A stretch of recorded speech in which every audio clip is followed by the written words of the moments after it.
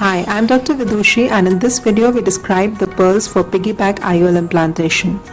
Piggyback IOLs can be implanted either to manage refractive surprises in a secondary manner, or primary piggyback IOL implantation may be done in cases of high hyperopia which need a very high IOL power.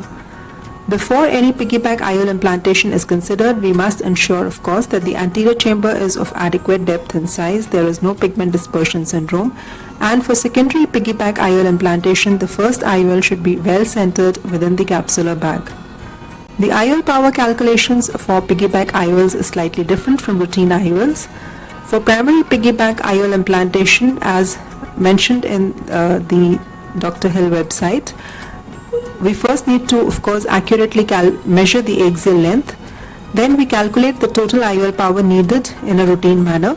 This total IOL power is then divided between the two IOLs that we will be implanting, one in the bag and the other in the sulcus. The IOL that is to be implanted in the ciliary sulcus, the power needs to be modified based on the positioning, and we also need to select the appropriate IOL combination, for example a hydrophobic acrylic and a hydrophilic acrylic, or some such combination. For secondary piggyback IOL implants, if there is a residual myopic refractive error, we multiply the spherical equivalent of the refraction at the spectacle plane by a factor of 1.15, and in residual hyperopia we multiply the spherical equivalent refraction at the spectacle plane by a factor of 1.25 to achieve the IOL power that needs to be implanted. This, of course, is an approximate calculation, and more advanced formulas like the Holiday Consultant software are available to calculate the exact IOL power based on the spherical equivalent refractive error as well as the keratometry readings, anterior chamber depth, etc. Coming to the surgical technique, it is generally preferred to implant a 3-piece IOL in the ciliary sulcus, and we should never implant a square edge IOL to minimize the chances of iris chaffing. In cases of high hyperopia with short eyes, when we do a primary piggyback IOL implantation, we must always protect the corneal endothelium because these have relatively shorter eyes with shallow anterior chambers, and therefore coating the endothelium with a dispersive viscoelastic is extremely useful.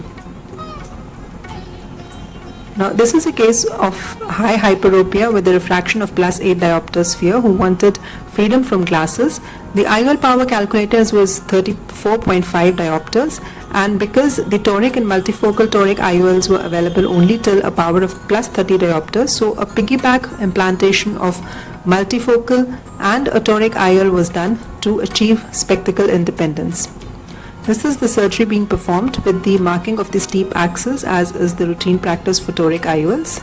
We then coat the endothelium very well with a dispersive ophthalmic viscoelastic device. The main incision at the steep axis and the side port incisions are made. And a good capsular excess, because for all these refractive IOLs like toric and multifocal, a perfect centration within the capsular bag is of crucial importance. Bimanual irrigation aspiration was done. This was a soft lens, so phaco was hardly needed. This is a +19.5 diopter toric IOL available from Care Group India, which is being implanted in the capsular bag. The toric IOL is then dialed into place, achieving a proper positioning along the astigmatic axis. Finally, the viscoelastic is removed from under the IOL, and the final positioning of the IOL is then checked to align with the astigmatic axis. Next, we implanted an Acrodiff multifocal IOL, again available from the Care Group India. The standard practice is to implant one IOL into the bag and the other IOL into the ciliary sulcus, but in this case we implanted both the IOLs in the capsular bag because for both the toric as well as the multifocal IOL, proper centration within the capsular bag is crucial to their proper functioning and good refractive results. Finally, the viscoelastic is removed from between the IOLs as well as from the anterior chamber, and postoperatively the patient gained a vision of 6/9 and N6 unaided and was extremely happy with the results. So to summarize, primary piggyback IOL implantation can be done not only to achieve a high IOL power in cases of high hyperopia, but different combinations of monofocal, toric and multifocal IOL implantations can also be done in a piggyback manner, which is a viable and useful option for patients who need a very high power IOL and also to achieve good refractive results as well as spectacle independence.